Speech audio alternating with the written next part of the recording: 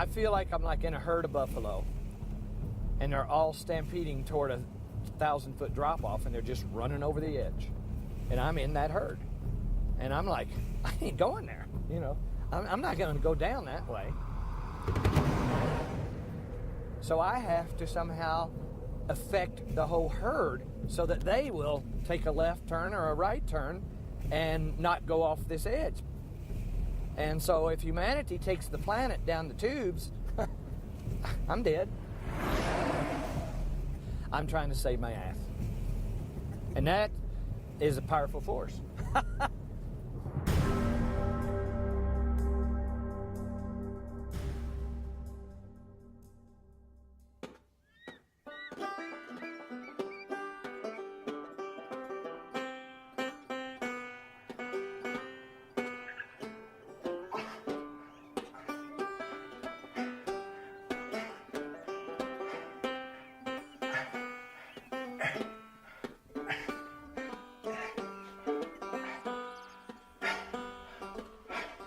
Wonderful, inventive, unique person who looks at life in a different way from most people. Yes, always full of ideas. In fact, when Mike becomes quiet, you know that there's an idea hatching. Ahead of his time, unusual, likes to do things his own way, stubborn.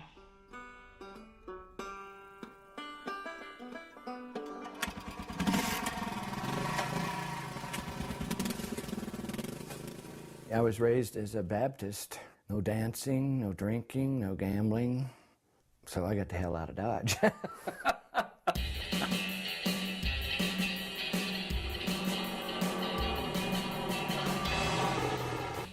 I went to architectural school in the University of Cincinnati, took all the architectural courses, got my degree, and I began right then to think that architecture as it stood then was worthless. Had nothing to do with the planet. It had barely had anything to do with people and what they needed.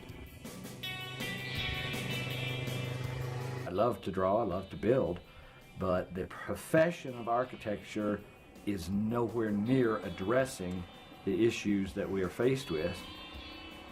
They have the opportunity to really guide us and take us to where we need to go, and they're not. They're taking us where we don't need to go. We're running out of oil. We're running out of water. We have global warming. Population's expanding. For many reasons, we don't have time.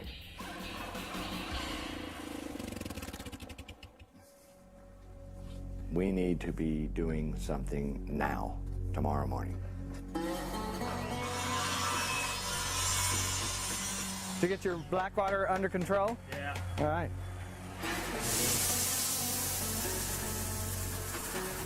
Is that working like we wanted it to? Do like 3 in each of these tops. Yeah. The tops will be Instead of riveted one, together. but, yeah, I'm just trying to get the thing. I started all this thinking with quality of life in mind. We're talking about survival now. That is. It's all good. So it's 24 and a half with no sun and power being used.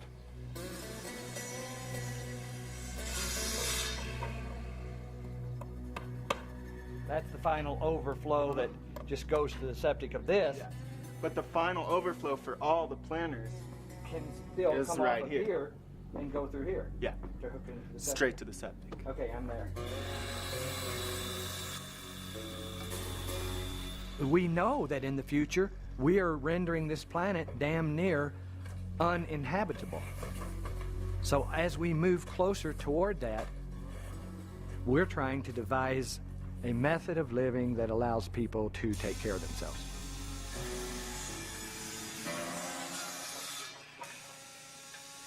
The Phoenix.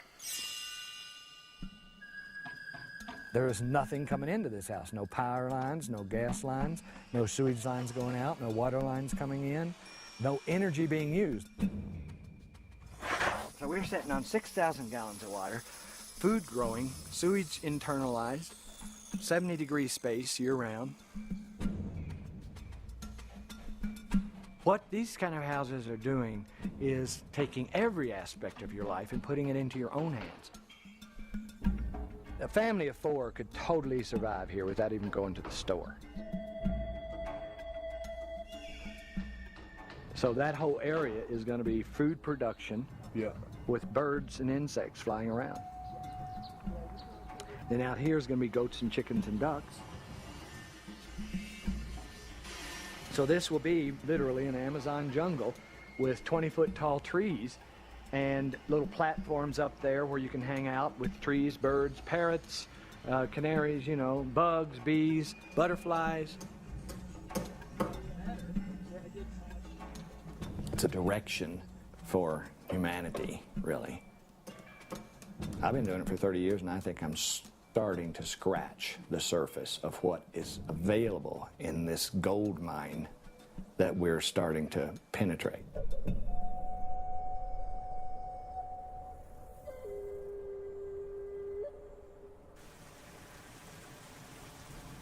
K-Town Solar 1019, the world's most powerful solar radio station, and it's time to open up the sports page for today, and I got to tell you, what a wild, and I mean wild, week it was in high school football playoffs over the weekend. 2 of the most shocking results, I think, in the history of high school football.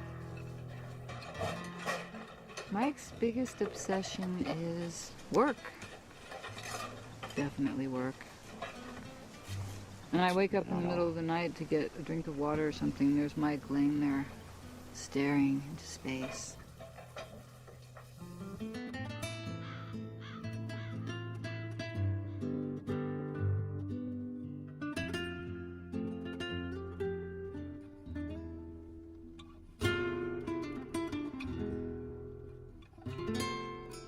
I'm always dreaming about the room that I'm working on or whatever.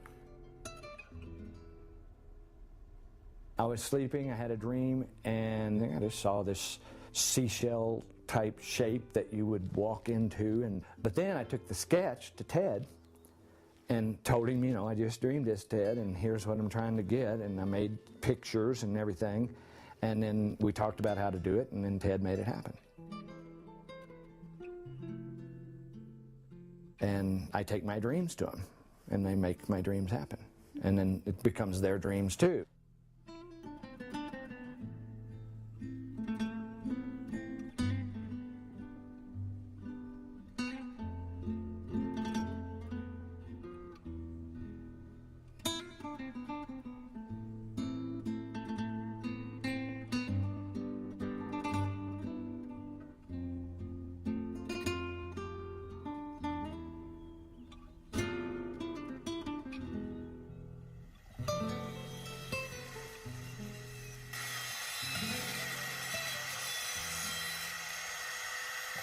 And the bottles, they're jewels, you know.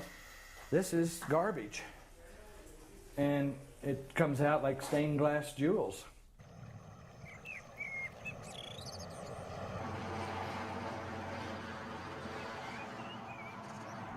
My dad saved everything. Mayonnaise jars, milk cartons, keys. He saved everything in the basement. And you go down there, and every mayonnaise jar that we had ever used was down there. He didn't know what to do with them. He didn't really have uses for them. He just said, that's too good to throw away.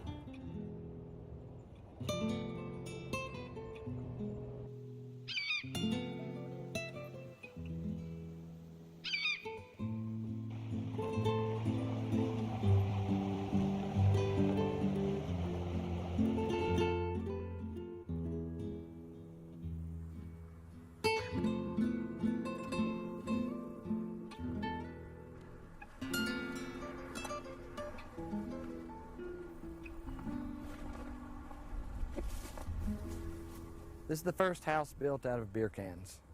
It's called the thumb house because it looks like a thumb. See, it's actually in as good a repair as any of the ones after it. But see, there you can see, there's still, you know, that's the beer can building blocks right there. We made houses with bricks in my world. So I made a brick out of cans, wired together with little pieces of foil for reflectors. I built 2 or 3 houses this way and went on to just using cans by themselves.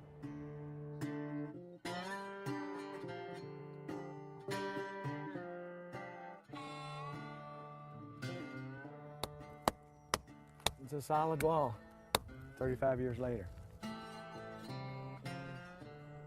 First hint of the beginning of orienting windows to the south. I was just getting aware of the fact that you can get some solar gain into a room by doing this.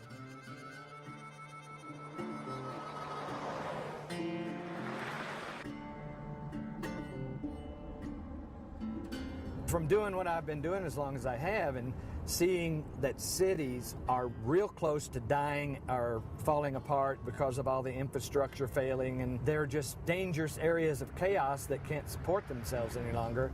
So I see them getting abandoned, and I see beyond that people going back to the cities just to mine out the goods.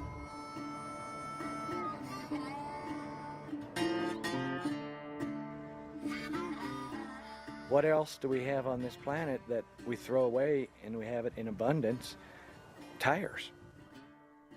Tires were resilient and thermal and super strong and didn't take cement, and you know, you can build a whole tire wall with dirt and a shovel and tires. He's totally obsessed. He's very one-pointed, very single-minded, and yeah, he has very strong focus for certain things.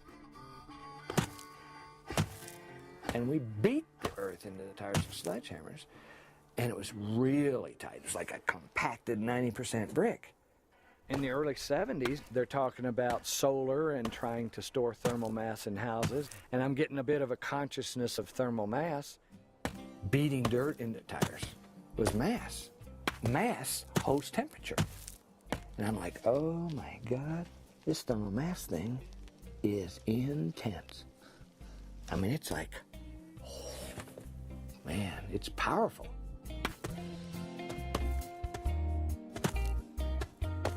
Thermal mass, once you have established it around you, it doesn't go away.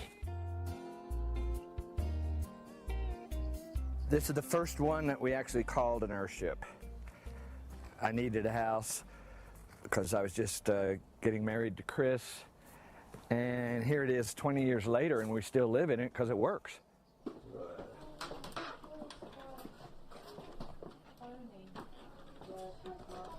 Very simple, easy to build. That's all beer cans plastered over. There's no doors, there's no wall. It's basically a series of U-shaped rooms, all connected with a greenhouse. All of the glass is facing the sun, and the low winter sun comes right in and floods the house and is absorbed into the massive walls of the tires and just stored there. Just heating-wise, there's just no heating bill. There's no heating or cooling bill here.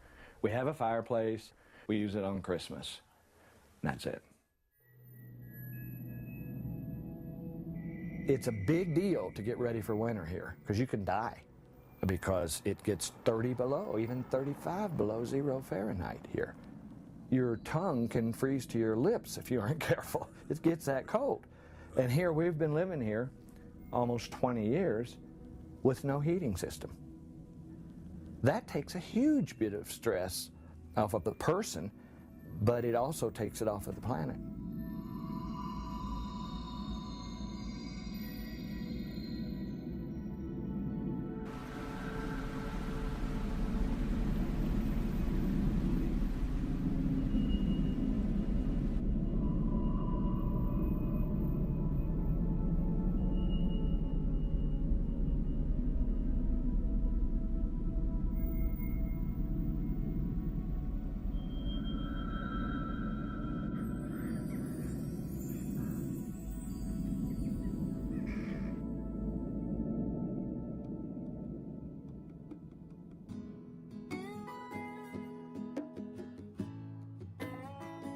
This is a compound that we started working on 30 years ago.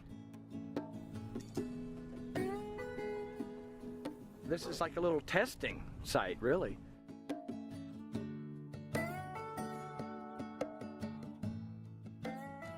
This whole decade of work here was just evolution.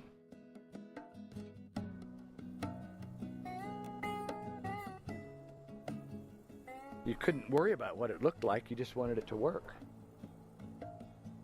Then we built a giant windmill here that's been taken off of the building now, and it worked so well that we had to build a building around it because it was about to take off. It made a huge amount of power. So all of these buildings just represent trial and error experiments and a learning situation.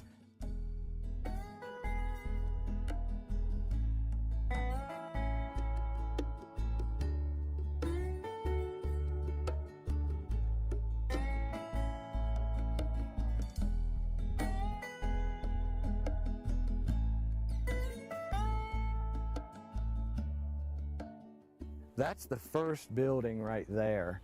They call it the grandfather of Earthships because it was the first building that really tried to put it all together. This was the first absolutely off of all grids building that we did, and maybe first one that was ever done. I mean, it's definitely a wild shape, made to go up and get the wind. This was the first place where I put wind, solar, greenhouse, garbage building, everything together in one building, and this is what it ended up looking like. Everything was intense. Everything about what we were doing and the buildings and the life was just like absolutely striking intense the whole time. People would come out here and they'd never want to leave. It was a time of magic, that's what I can say. Living in that building, I mean, this is like 25 years ago. I had my own power. I had food growing. I didn't need heat. I was like, Jesus Christ, man. I am free. I am absolutely free.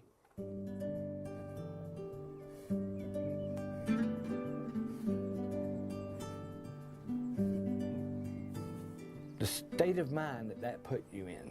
You can get up in the morning and you own your life.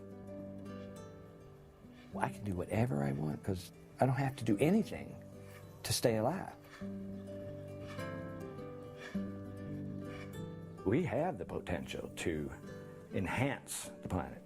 Trees enhance the planet, so people could go way further. I can see the earth glowing like a sun just from what people do to it, just making the earth sing like music rather than shit floating in rivers and chemicals in the air and stuff like that. I've always thought that if you're doing something right for people, they'll find you. We put it out there on a website. We wrote books that got out there. Of course, all the magazine articles and everything got out there, and it attracted some people that ended up working for us. They became our crew. Just three of us are coming back then. It's not so much an adoption, it's more like a punishment, maybe? Or a parasitic relationship, one of the two. Well, whatever it is, we can't get rid of it, so we're trying to all live with it. I found Phil in a bus station crying. I took him in under my wing, and here he is. Look at this drawing. I mean, I couldn't build a damn thing from that. This is Ted. Where did you meet? How'd you take that here? He was shit on a rock, I believe. Why am I doing this? For money? Is he gonna get rich doing this? No. Yeah, he probably looks at us like his sons, and we look at him like like a stepdad, that you can hang out and party with. And I always tell Mike that you're like a freak magnet. He attracts the weirdest people, the weirdest clients. To put the crew together to build a community for themselves, you can't get any better than that. So when we settled this community, we designated 10 acres, and they all got their memberships, which turned into actual building lots. But we all paid the same amount, and we all drew a number out of a hat, and then we got the lot that we got. I was so happy just to own a small piece of land. I didn't even know how big it was until we got the survey here. I just knew it went from over there to over there, and then I could put my house kind of in the middle of It it. was fair, it was equal. The richer person couldn't afford the better lot, you know? There were people that got in for very, very affordable prices. You know, a down payment less than spending a night out on the town at a fancy restaurant. It was late September when we got out here, and the first snow was starting to fall, and we got out here late afternoon.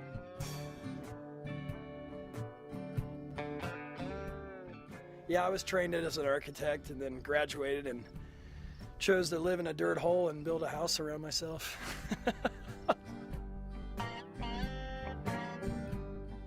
Pitch my tent. It's windy as fucking hell. I'd come home from work and my tent would be like blown over. Okay, well, fucking fix my tent, go out and pound that evening, 7, 8 more tires. It took us about 5 or 6 years to build the first part of it. And then we've added on, of course. But, you know, we did it on weekends and out of pocket.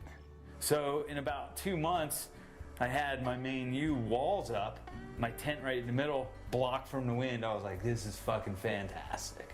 You know what I mean? It was like, I got a wind block.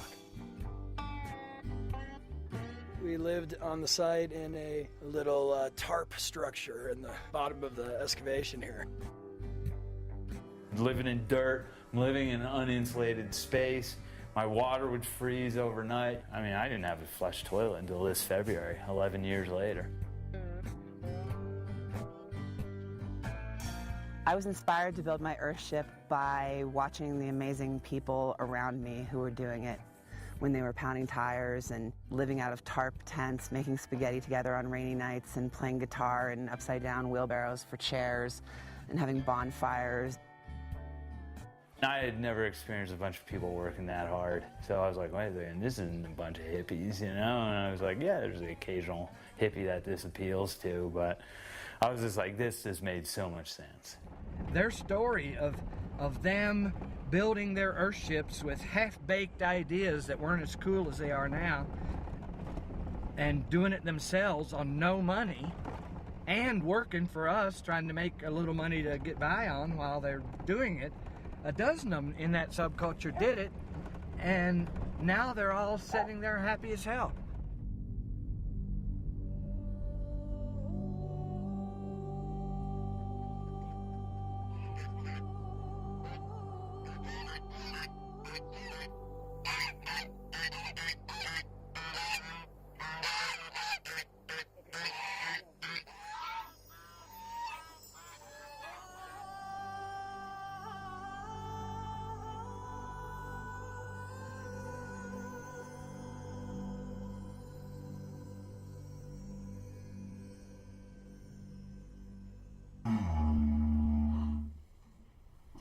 I was gonna say because we have a spider in our house.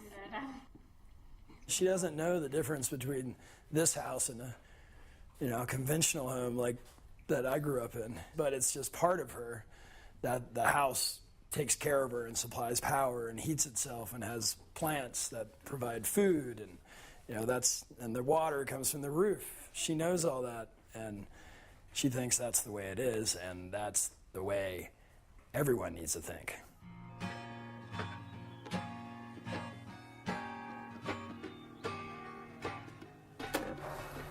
This used to be my office.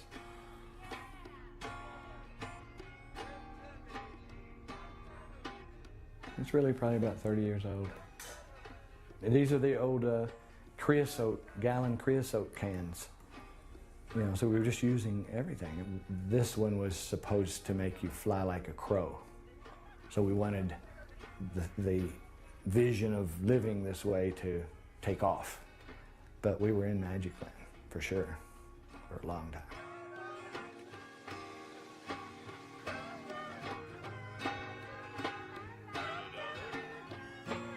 Somebody's got to be outfield. What we need player negotiations.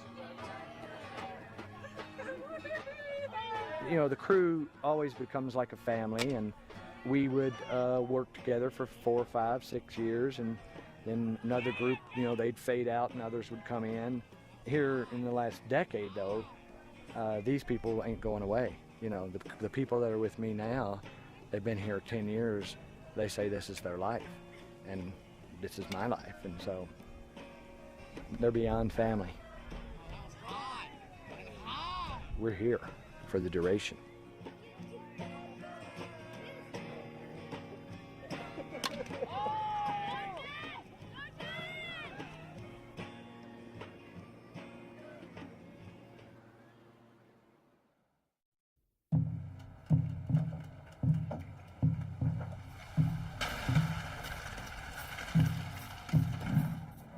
You discover gold in your backyard, you have to work to keep it a secret.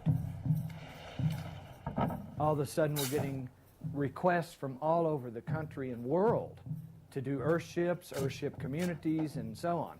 So then I got the idea myself. Well, I'll do a community myself. It's an off-grid sustainable community. Translate this into cities? Holy shit. I bought the land up at Reach to do the Reach community because I wanted to really challenge the concept on the slope of a mountain where no power water could be gotten or whatever. We learned the systems at Reach, power, water, and sewage. And it was, in fact, the first New Mexico sustainable testing site. Reach was successful.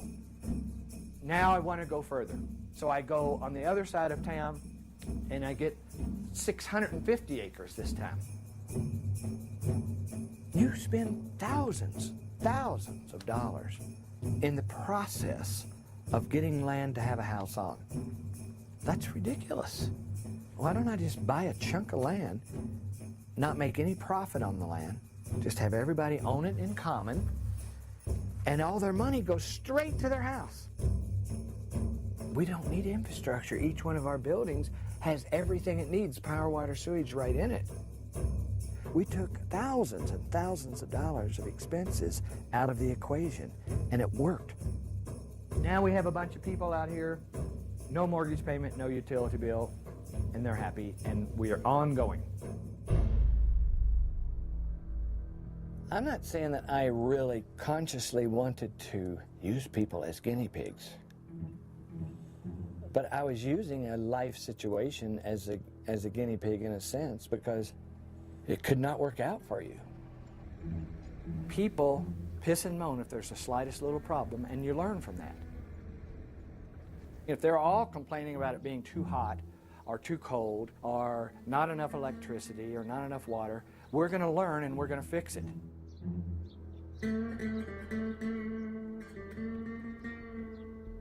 Well, this was the one where I had the two-story greenhouse. It originally had a sloped front face on it, which just basically caught too much sun. And it was too hot.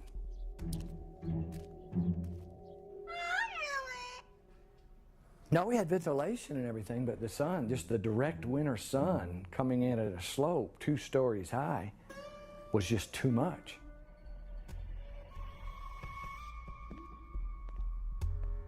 Some guy wanted to buy the house.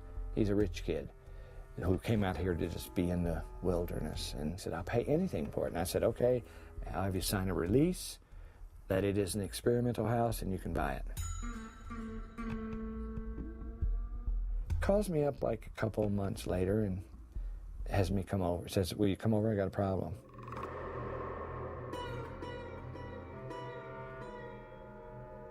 And he took me in his kitchen, and he is a writer. And he had an heirloom typewriter out on the kitchen table working. And the typewriter was melting. The plastic was running.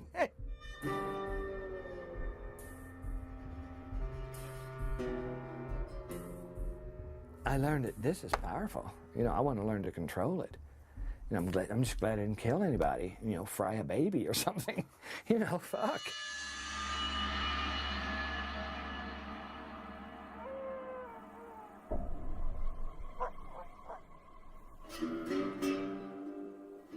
It takes clients to develop ideas in building.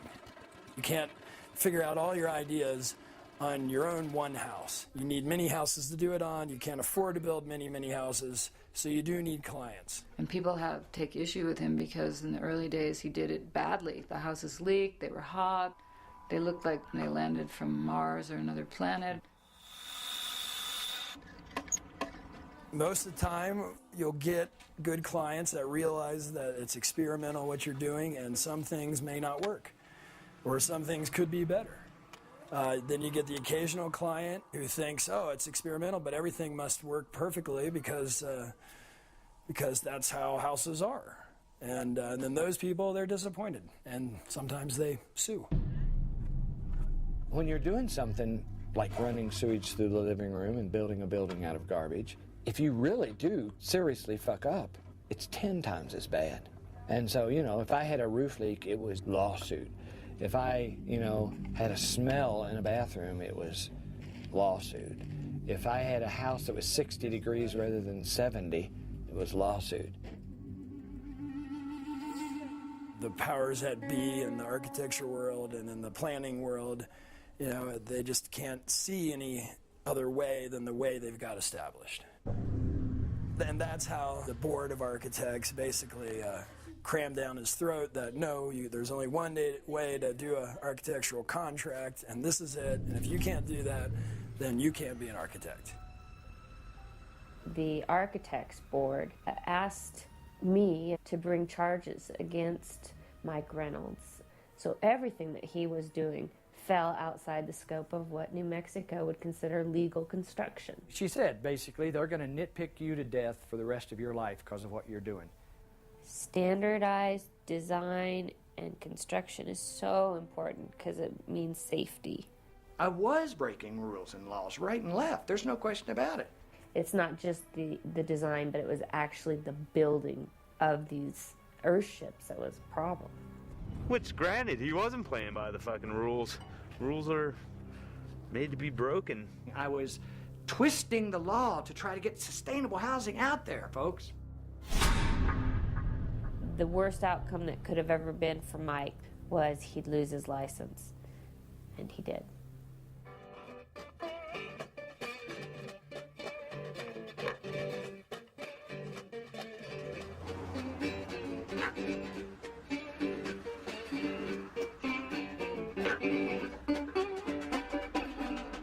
Every time we stuck our head out of the foxhole, we're getting our fucking face shot off.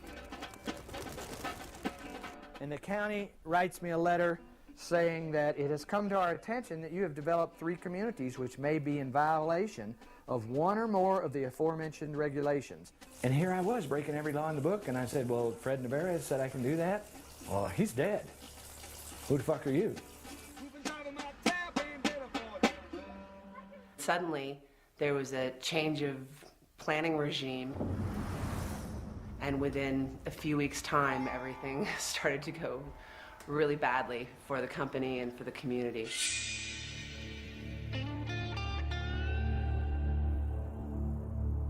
They had a big notebook like this thick, even thicker than this, Reynolds subdivision violations.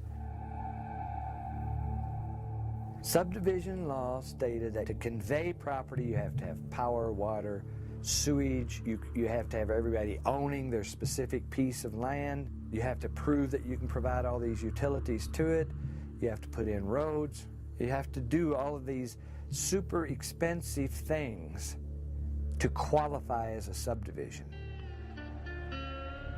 When I was hired to be planning director in 1995, that was one of the first charges they gave me, was to make sure that everybody lived by the same rules.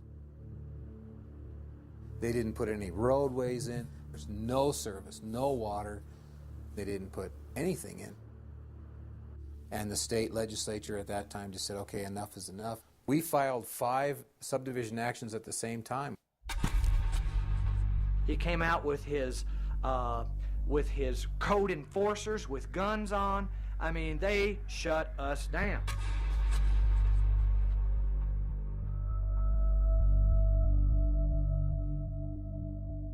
So I got busted on building, architecture, and subdivision all at the same time. I busted my ass for like 10 years to be an architect, and it was taken away from me. I mean, there's no way that's not going to shake you up to some extent in terms of questioning your own competence and abilities. And are you doing the right thing?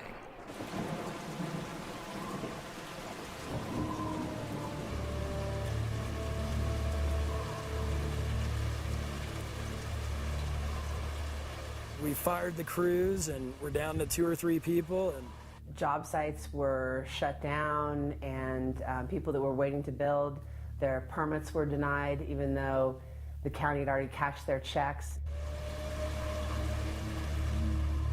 Spirits fell low and people moved out and there wasn't a lot of work, and you felt like the county was disapproving of what you were doing even though you were trying to do something good for yourself. Even logic failed at that point to some extent because there were so many things against me. I'm looking at like I've lost my method of livelihood, I've lost my respect, I've lost my credentials. Basically, I had lost everything. What do I do? When people ask you what your heroes are or who your people that influenced you or impressed you, one of the first ones I ever say is Noah, of course. He built a boat, giant wooden boat out in the middle of the desert, and there was no sea around, and he was building a boat, and they were calling him a fool. But he saw something coming.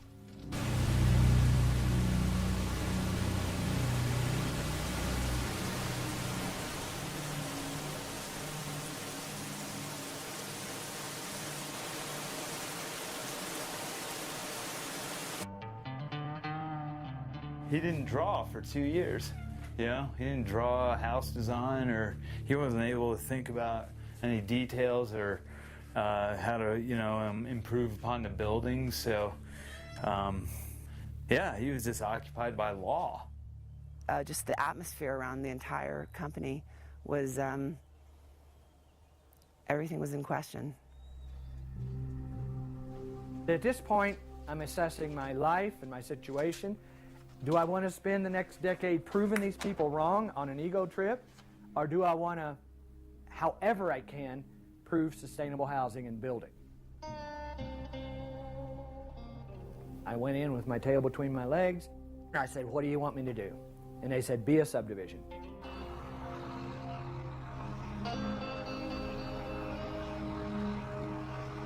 To make the Greater World a legal subdivision, Mike had to develop it in phases and then have the county come in and inspect every phase.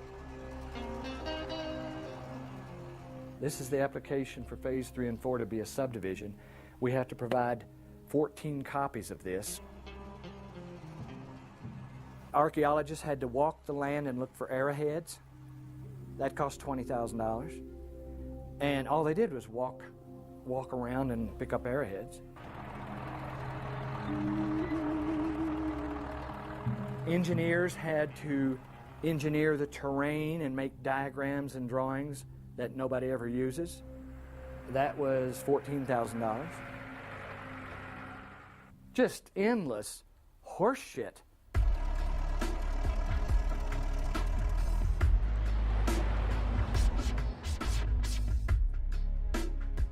We have a person who could not see any bigger than the rule book. And I think that's the issue that we have before us right now on this planet. We got lots of people that can't see any bigger than the rule book.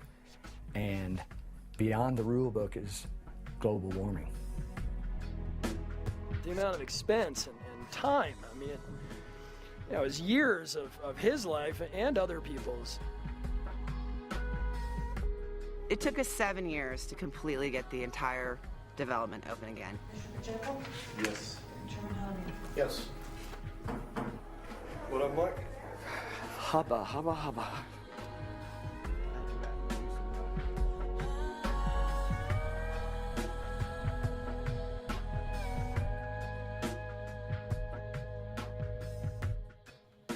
All of a sudden, I went from a turd in the punch bowl to, a flying fish.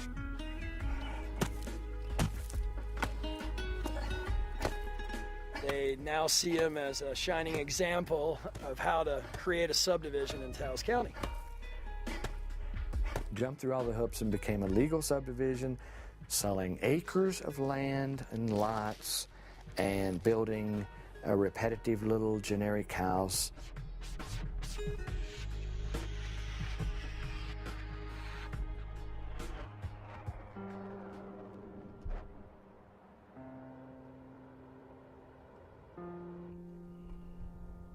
For a period of time there, I was not exploring, I was not evolving. I was taking what I had learned to that date and keying it in to convention as clearly and legally and straightforward as I could to try and not make any waves, just do something that they could relate to for a few years and get stable with the powers that be. We lost this ability to dream an idea and do it the next day. He lost the right to experiment and create new buildings and innovations on the buildings. You've got to be able to make mistakes. Otherwise, you never evolve housing type. And so that's what the rest of the country is still stuck in the same housing that they were in World War II or World War I. It's the same exact housing. Everybody's so stressed about getting sued that they can't make a single mistake, so there's no evolution of design. I had lost the freedom to fail.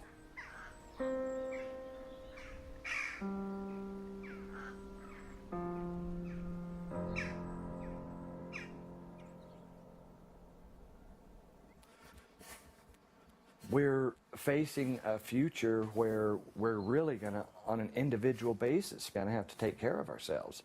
New Mexico's the state where they tested the atomic bomb. They designated several thousand acres of land to be just absolutely destroyed with something that they didn't even know whether or not it would keep on exploding or not. They took extreme risks in the interest of national security. So what I'm saying is, can't we make a few 100-acre test sites with no holes barred to test methods of living for the future? It's a test site. They allow it for bombs. They test automobiles. They test airplanes. They should test housing.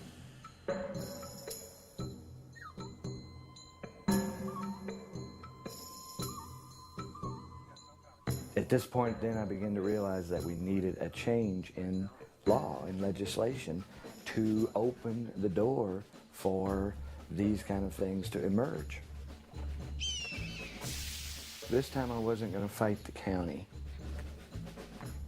This time I was going to fight the state.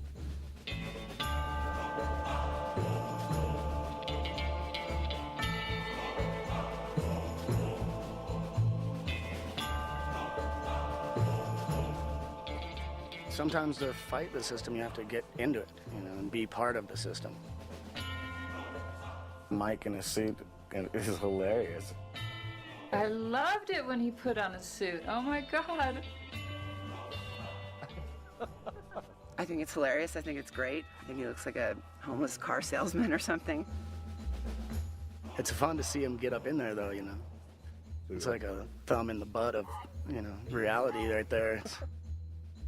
I'm not a screaming, flaming hippie trying to badmouth the existing system. I am a part of the system. I have become a Trojan horse. I have infiltrated the system. I am the system now. Okay, Senator. What was that horse shit you were just saying there? Don't be talking to me that way. I've crawled up their asshole, and I'm going to change them from the bloodstream.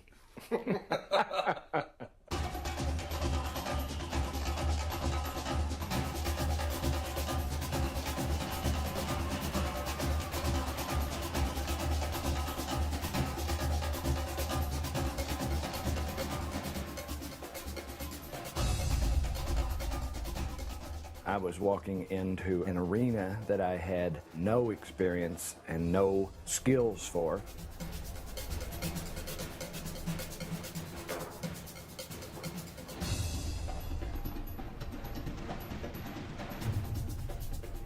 It's an extreme bill. It's an extreme thing to give citizens the right to step outside the law for 5 or 10 years. But outside the law is the place where the information lies. And I'm just saying, let us go get it. Yeah, this building is a recipe for illness. Have you got a list of senators you need to talk to this morning? Yes. I'm just going down the list. Except see. I'm not gonna Make sure you get to him. Martinez and Grubasek. And see if you can talk to Lorraine. Totally lobby the shit out of the whole Judiciary Committee. Get them, try to talk to them, get them the flyers. You really have to demonstrate to everybody that you're working within the system, that you're not coming from outside the system. Basically, it's going to be called the Sustainable Development Testing Site Act. Okay. I had to tweak every aspect of my being just to be there. You know, play a game. It's like some kind of a board game, and the building is round, and you just run around in circles in this building, talking to one person, talking to another person, trying to get into this meeting, trying to get into that meeting. That's a sewage system in a living room. Not asking for money, just permission to test. I understand. It's a regulatory issue. Yeah. Every kind of a demon or troll or ambush you could possibly imagine was there waiting to devour you and your bill. All it takes is one guy coming in here that you didn't talk to, who has a connection on this committee. The booger's your bill. One wrong word from the right person, and you never know how your bill died. We take this technology all over the world, and in every country, the same problem exists. How do we permit this? This is too unusual. We're asking for what we call test sites. If a person gets an idea, the next morning they can be out there building that idea. It's like a gladiator or something. You have to go out there and fight off all of the people that are trying to ravage your bill for whatever political reason. Defending the legalities of the bill against a bank of lawyers who can double talk me up one side and down the other. How independent is the word independent? It's independent of conventional grids and disposable systems. What it got to was picking apart words and meanings. On page 3, line 10, you use the term real people. How are unreal people defined? There was a tremendous amount of restraint to keep me from splattering people and papers all over the walls of that fucking building. You know, there were many times when I wanted to just stand up, turn the desk over, and say, this is a load of horse shit. I believe in the Constitution we don't call people real people. We call them something else. Randall, is there a term other than real people for real people? Is there a legal term? I'll find one for you. Okay, so in other words, what you also mean is the things you say in your definitions. I just think that the bill was drafted very unusually, but He's all over it, man. He doesn't want any of this flowery language. Where's delete? How do I delete? And then you're going to physically have to draw a line through it, your deletions. It will not let me change it. In a dozen different committees with 7 or 8 people on each committee, and each one having a little bone to pick about it, we had to just shred the bill piece by piece by piece and deal with everybody's comments on it. Cannot be sold. Include real people. Provision for research. They were making destructive criticisms just to stop it because they just didn't understand the need for it. The bill drafter, Gary Carlson, was the one who had to piece that all back together. Me again. 1,000 more changes, right? No, not 1,000, like 8. He just got tired of seeing it over and over and over again come back for redraft, redraft, redraft, redraft. But they're minor. They're like one word. They're little crafty things. The whole attitude of the whole thing was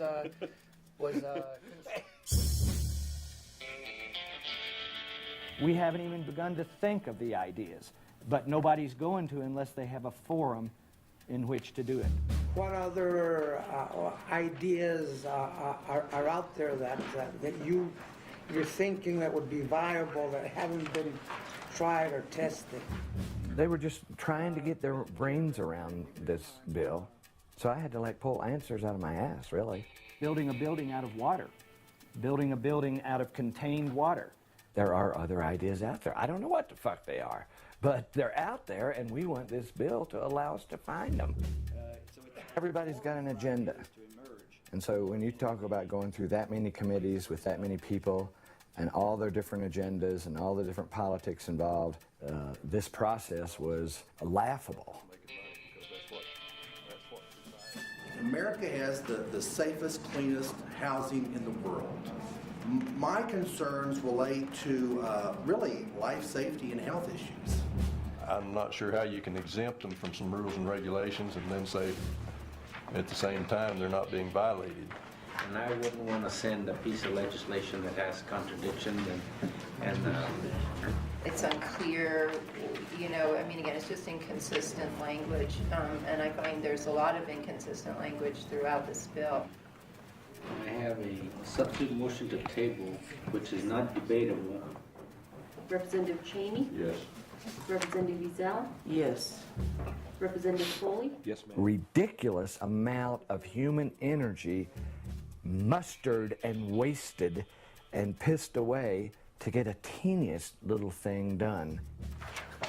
6 to 3, the other been tabled. Tabled with 4 days left in the session is a death sentence for the bill. We were out of time.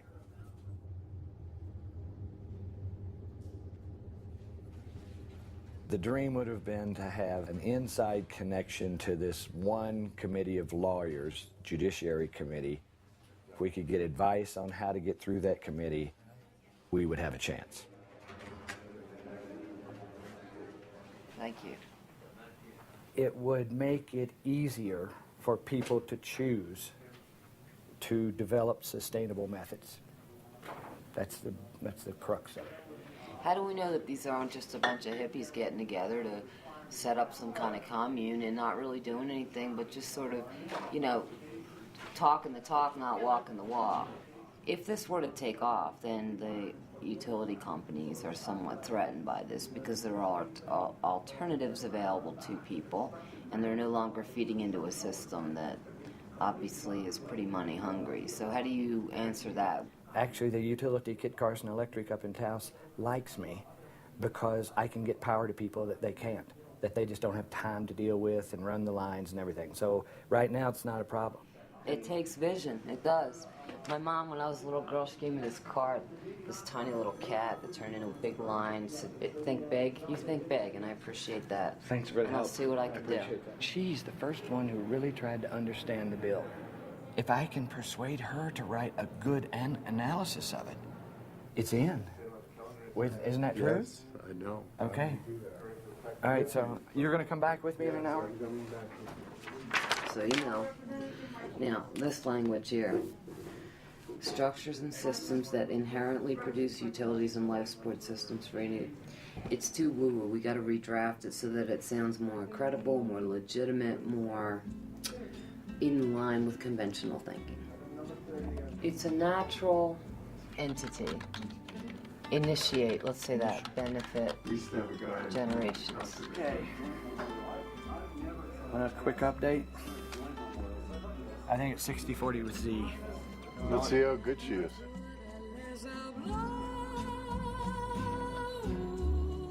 She knows where the power is. She doesn't have it. She steers it and directs it.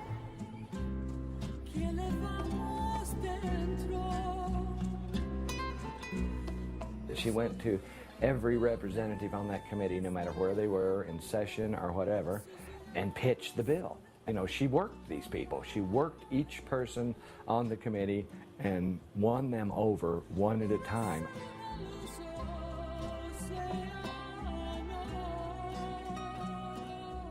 This is the telltale thing right here. If she comes out with it pulled, we're in. And if she comes out with it not pulled, we're out. This is basically it right here.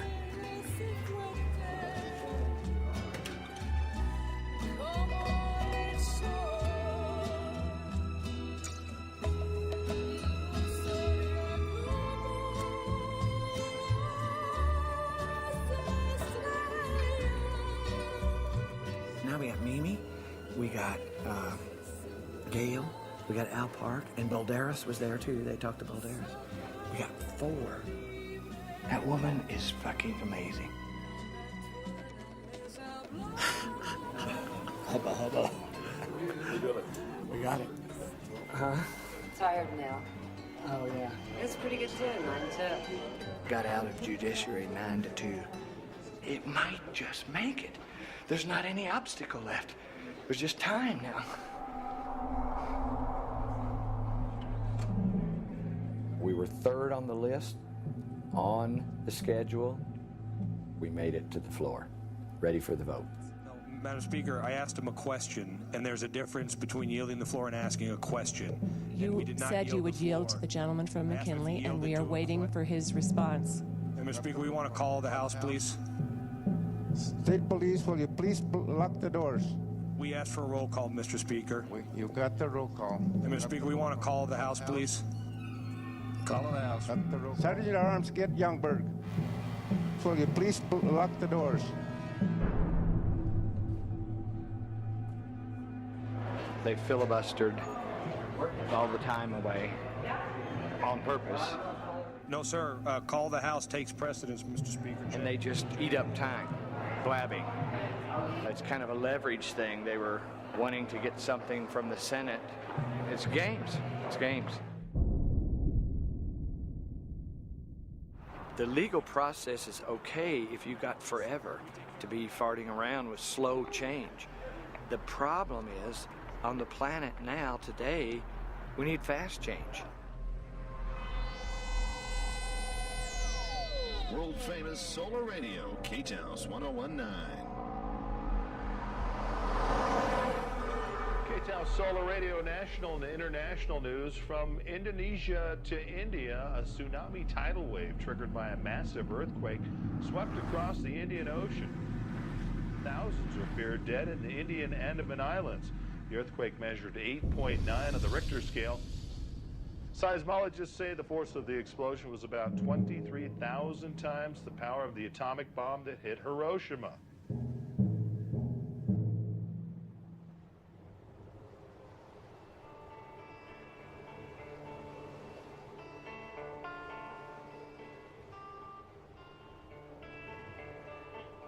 Group of architects from the island group of Nicobar, which is right in the center of where it happened, asked, could we do anything? And after a month since the disaster hit our islands, it is time we did much more than just food and medicine distribution. The need of the hour, as we see it, is 3 major components: shelter, sanitation, and clean water.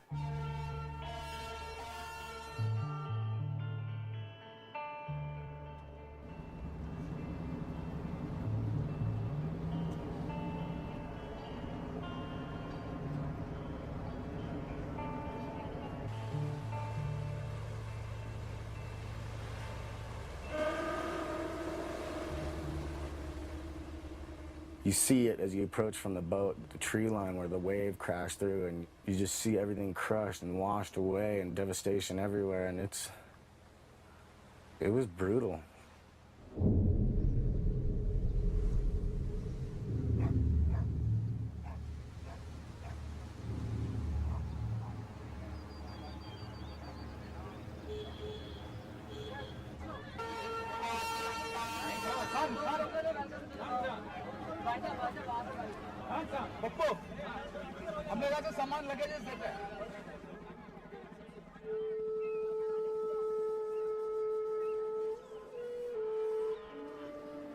just don't really see how it could be much worse.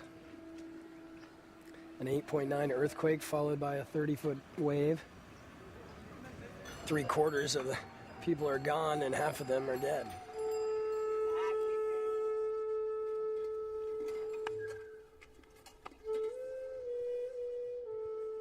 God play the game for half and 1 hour. All are destroyed. Not very long. Not very long. It's a game of 1 hour. It's finished, man. Nothing.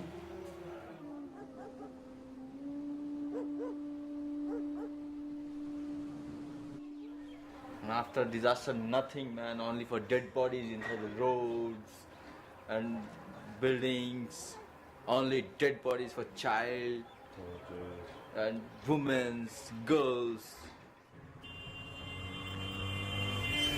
It's like a bomb hit. Holy shit.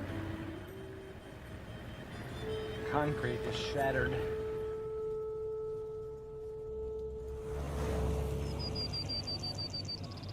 There was 35,000 people and there's 7,000 left.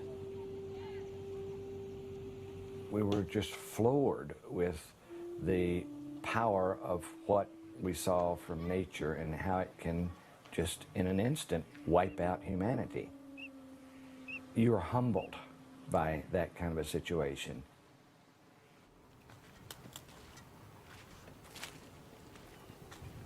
This is my house. That's your house? Yeah. Only this place alive only is myself, I think, right now. I'm here. Wow. So you've lost a lot of friends? Yeah, a lot of, all our friends are gone. They're all gone? All. Yeah.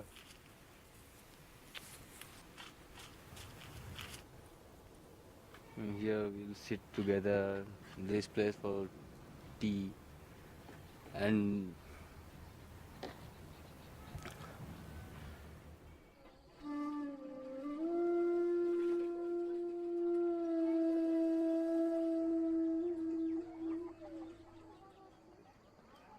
this is the corruption, this is the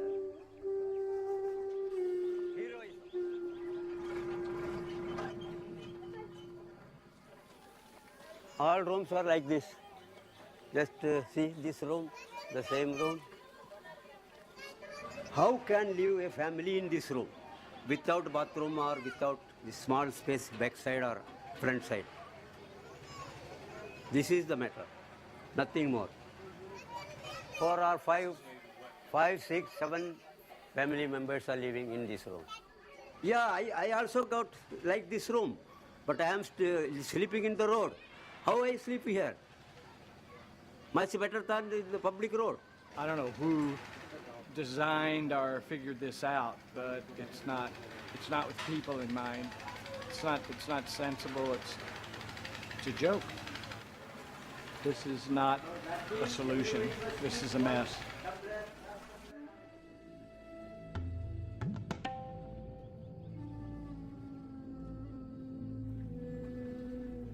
Salt water from the tsunami wave came in and flooded out all the wells. So they had no water. This house is... Okay. This was your well? Yeah, well. 2 dead bodies are inside. Spoiled. The government is hauling water for them in trucks using gasoline. They're totally vulnerable, dependent creatures now.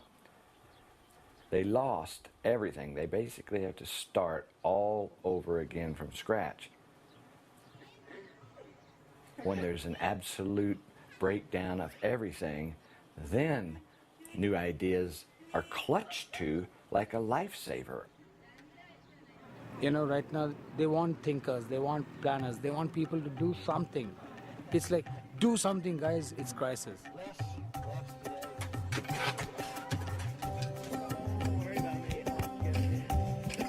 What we're trying to achieve is low-tech shelter, but very strong for earthquake, that uses local materials to make shelter that catches water. And the whole bamboo structure is independent of the tire structure, so the tire structure could shake and the bamboo would slip, just sit there and slip. Do you think this can withstand a 9 Richter earthquake? Yeah. It's like this. You like him? There you go, yeah. Oh, yeah. Good job there. Not bad. Yeah.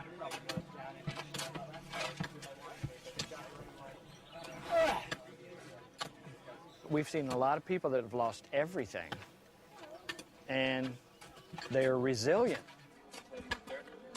They wholeheartedly jumped on the fact that this may be a way to keep them cool and give them shelter and give them water and treat sewage. There was no barriers.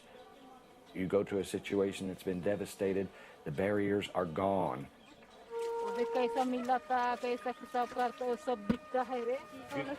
She's great, man. She keeps Phil and I fed with cement fast enough. Fully impressed, man. I'd take them all home with me.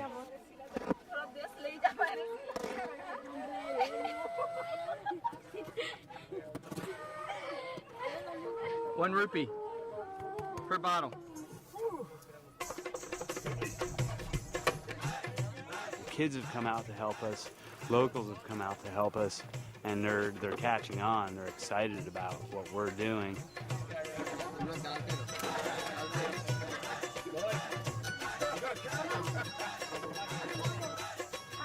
बड़ा मानता बड़ा छोटा उसको बड़ा उसको छोटा बोलता छोटा मानता हाँ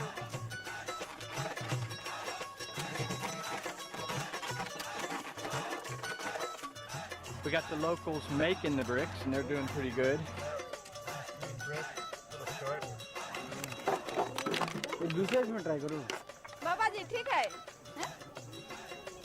बाबा और मांगता और सिमेंट मांगता बाबा सिमेंट हम देगा आप ना छोटा वाला काटो खत्म हो गया बोतल पूछो बाबा से और काटना हाँ काटना हम बोलता सिखाता फिर इधर आओ इधर रखो इसमें इसको भी सिखाओ ऐसी मारा बोतल सजाने को बोलो सजाने को बोलो तुम बोलने से समझ जाएगा हाँ बोतल का काम करेगा बोलता थोड़ा ये बैठेगा बोलता मसाला देगा बोलता mummy Mommy wants to lay bottles? हाँ Go ahead.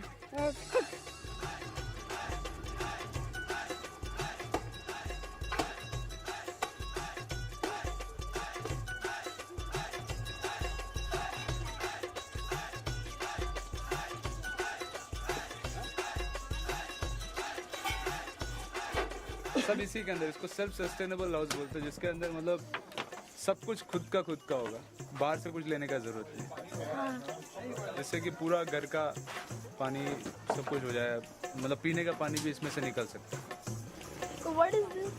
It's a vent to draw air through under the floor, and it'll run over the water, like because the water will be under there, and the water temperature will cool the air, so the air goes up through the house and keeps the house cool. इससे हम ये सब कोई बोलता गिर जाएगा मिट्टी है ये नहीं रुकेगा बोलता बरोबर रुकेगा देखो पीछे कितना ये उबड़ खबड़ है ना ऐसा तो मिट्टी पकड़ के रहेगा ना They have a lot of rain that they don't catch. So they have, in the climate of that island, everything they need. The roof was designed to collect the water and take it to gutters. Trying to get a slope in the bottom of the gutter. They have over 100 inches of rainfall a year, so there's no reason why they would even need wells in the future.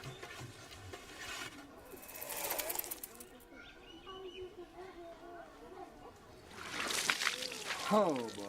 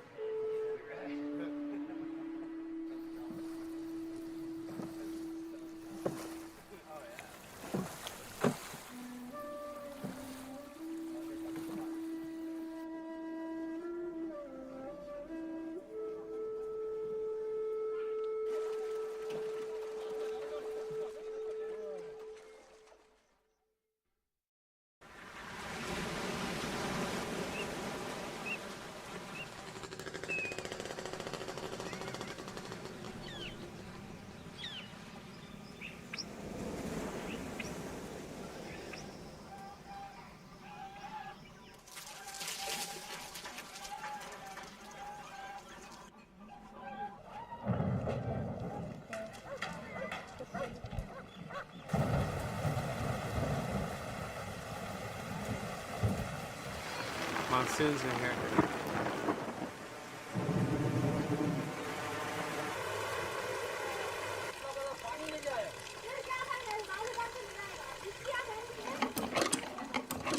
Are we catching water, Mike? All right, so it catches water. About 10,000 liters of water stored. Yeah. No need for a well. No need for a well, absolutely. That's cool, isn't it? It's a lot of water.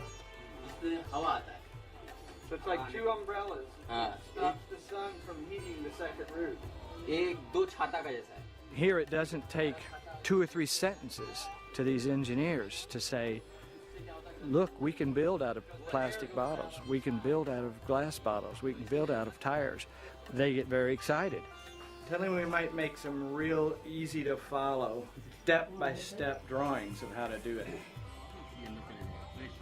It was great. It was fantastic to see something happen in 14 days when in 3 years it still couldn't happen in a developed country. Okay, Michael. Hey. Thank you. As opposed to a building that is flat. The force of the tsunami is hitting it full on. When it's round, it's split. Purely using the local material. The worn out tires, used bottles, empty bottles, big bottles, round bottles, and the used glass bottles, plastic bottles. We gotta like beg on our hands and knees to build these in America, and here they're loving it and wanting us to do it.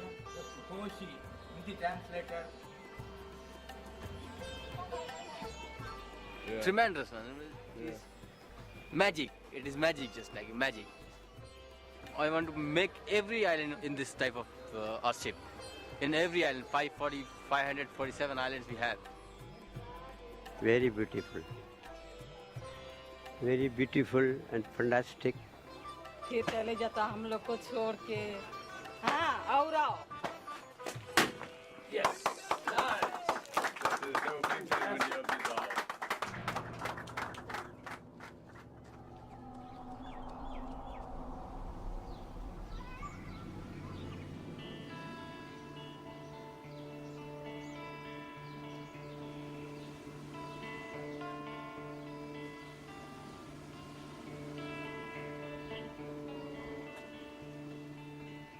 When you see how open people are immediately after a disaster, there's a real difference in the people and the opportunity here and the people and the opportunity in the West. It's almost like a disaster has to happen to cause the rest of the world to start preparing. And then it'll probably be too late. Nature can absolutely wipe out people.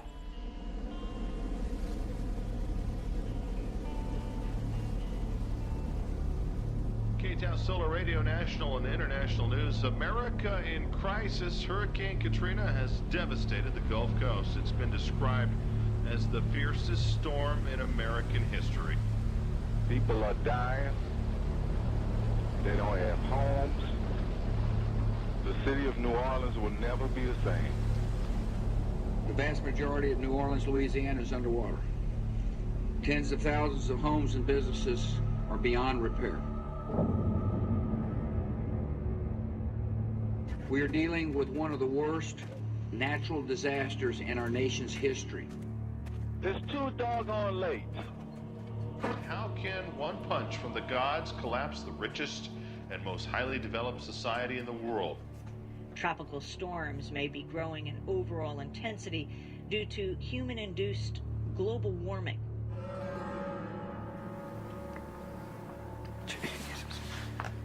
All of a sudden, the storm is not a storm. It's the end of days. I was almost getting casual, and there's no hope for that now. There's no way to get casual. It's like an emergency.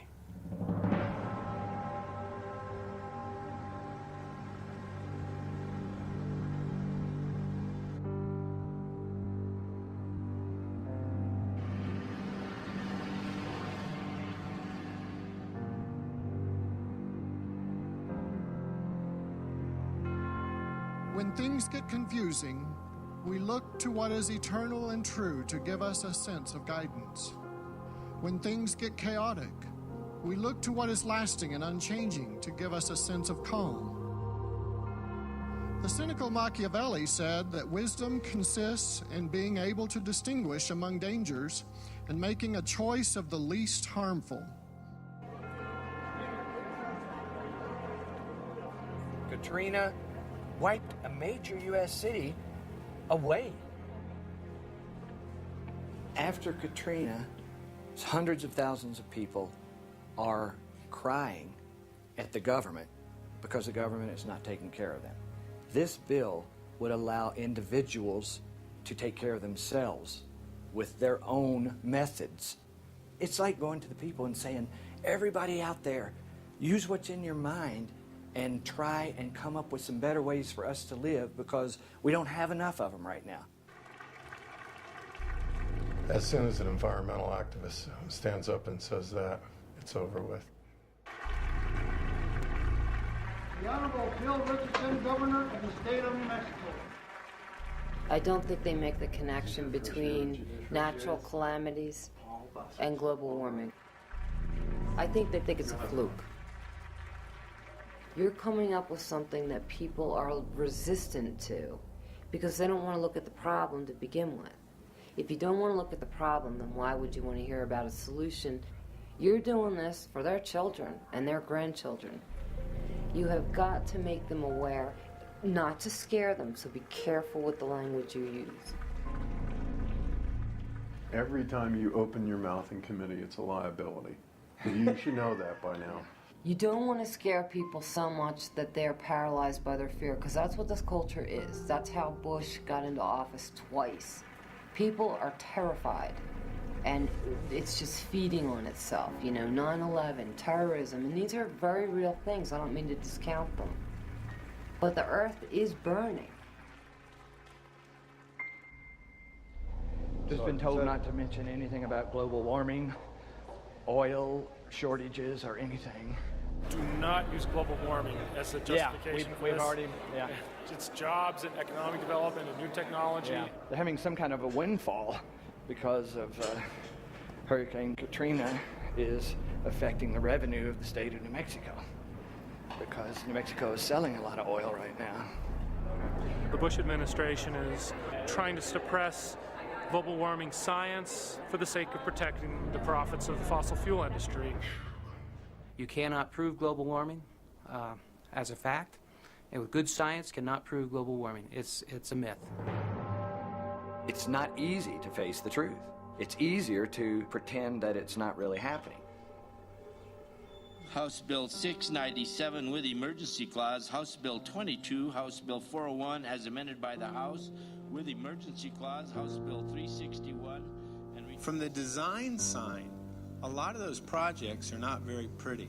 As a matter of fact, a couple I've seen are downright ugly. This type of housing is not unique or new to New Mexico. I think it leaves way too much vagueness. How does this mesh with the Subdivision Act? It's not a cash project. Research is expensive. Research costs money. We're not trying to make money. Is passed. House Bill 42 as amended by the House, House Bill 266 as amended by the House, House Bill 240, House Bill 196. I often take years to pass bills. You know, you work at it, and then the next time it's a little bit better. 3 years is actually a pretty short time to get a major law through. Law is slow, but the planet's going down the tubes fast. But law is slow. And so I don't have time for law. I'll break the law if I have to.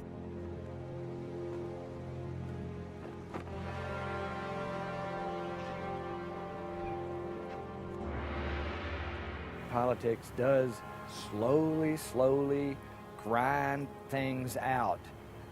And that's fine if we had hundreds and hundreds of years on this planet.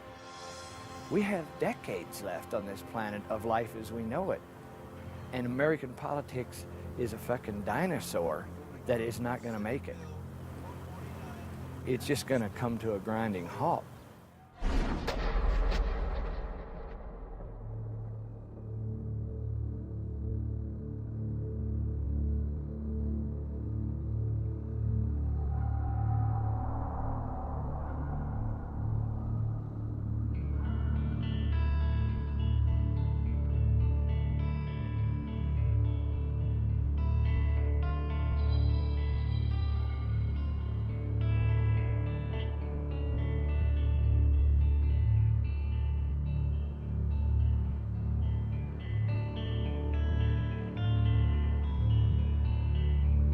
This vote is about to close.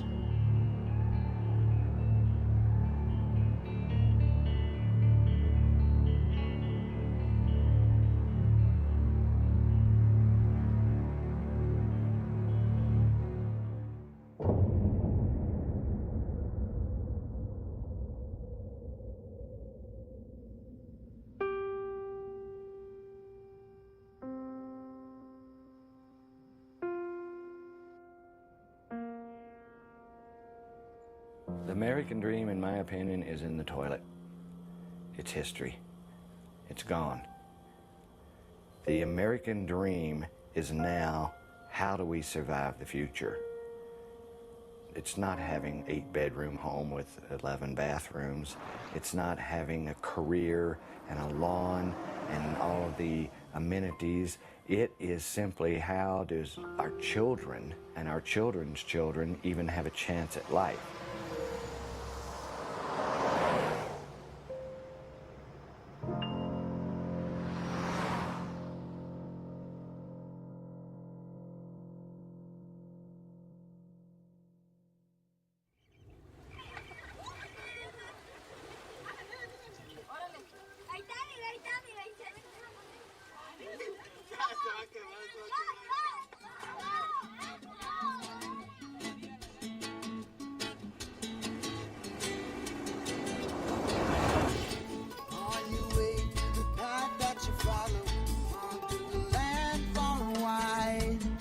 Searching for sweet inspiration, feeling right. And you got the tools you've been given to build this fire tonight. We've got to work together now and do it right, yeah.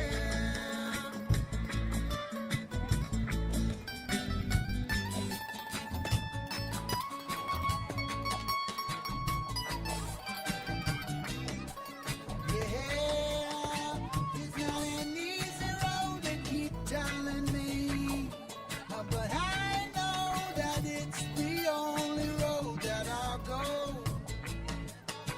And all along the way, they'll be my friends and family. We gonna help one another, my sister, my brother, right on. Yeah, gonna help one another, my sister, my brother, right on.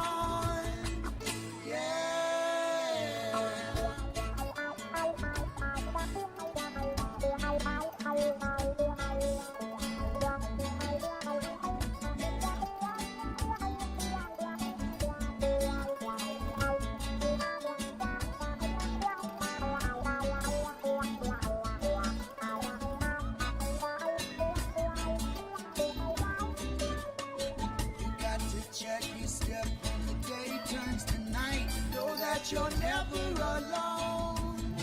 Lion guide, hold your head high. Just everywhere you roam. And you got the tools you've been given. We got to build this fire tonight. We gotta learn to work together and do it right. We do it right, yeah.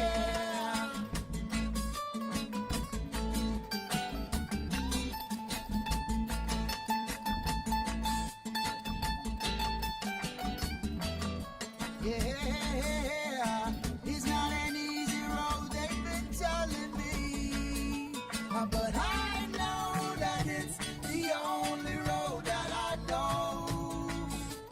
And all along the way, they'll be my friends and family. We got to help one another, my sister, my brother, right on. Yeah, gonna help one another, my sister, my brother, right on. Yeah.